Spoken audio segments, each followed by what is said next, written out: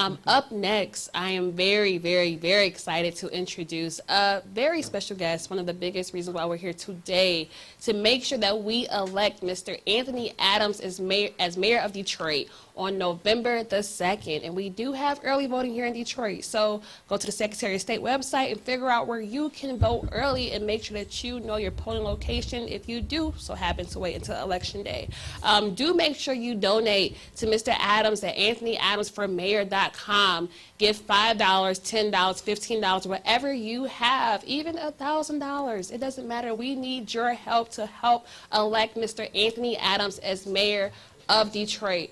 And I am very, very, very excited to go ahead and make sure that we introduce him to you all and give him some time to make sure he shares his platform and how he's going to make sure we preserve our culture here in Detroit.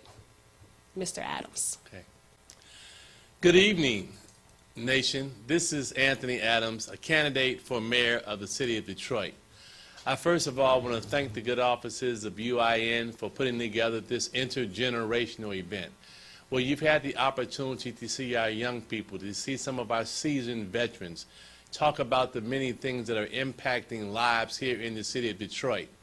I'm running, quite frankly, because we need to challenge and break down the mental slavery that we are a part of.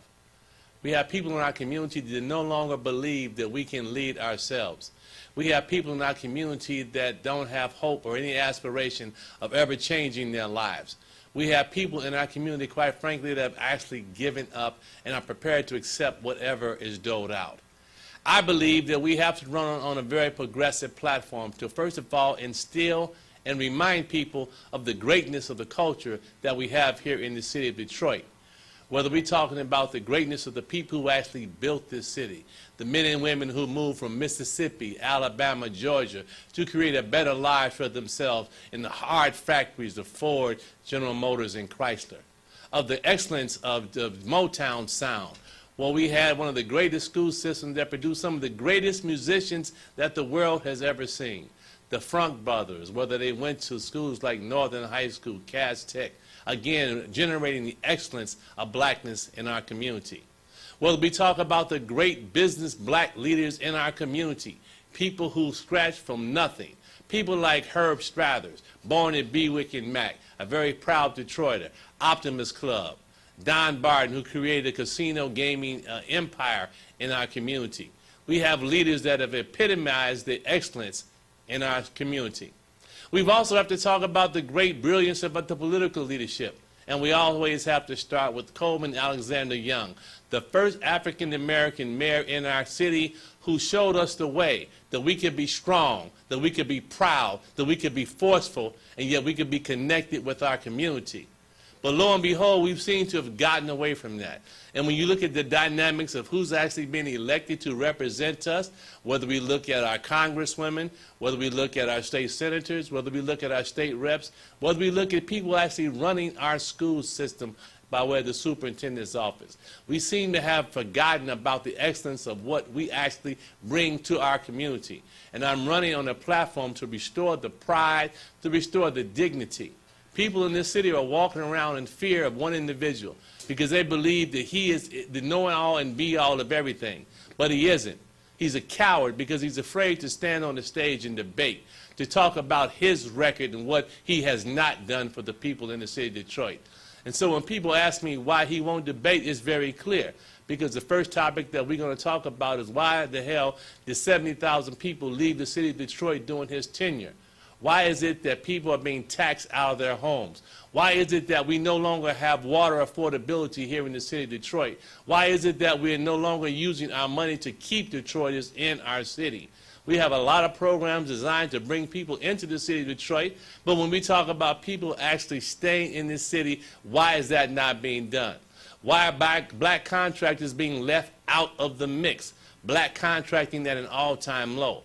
And then in an election year, we have this critical hype machine where everything is great, where they talk about blacks getting contracts. But I say, what happened over the last 8 years? Let's look at and examine your record. And so we talk about a progressive vision for the city of Detroit. What am I talking about? I'm talking about the fact that we are empowered in our own community. We don't have to wait on anyone to do anything for us. We have the intellect, we have the ability, we have the intestinal fortitude. The great thing about the city of Detroit is also the worst thing about the city of Detroit, and that people just get along and do what they need to do in order to survive. And so they accept crumbs when we should be eating cake. I'm here to restore the pride, to bring back the cultural significance. You have to be culturally connected with your community in order to move it forward.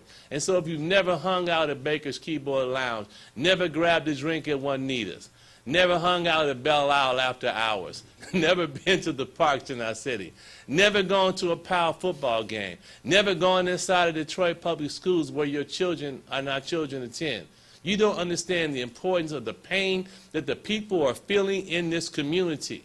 And so the reason he doesn't want to stand on stage is because he knows I'm going to bring that passion, to bring the pain and communicate to him what people have communicated to me.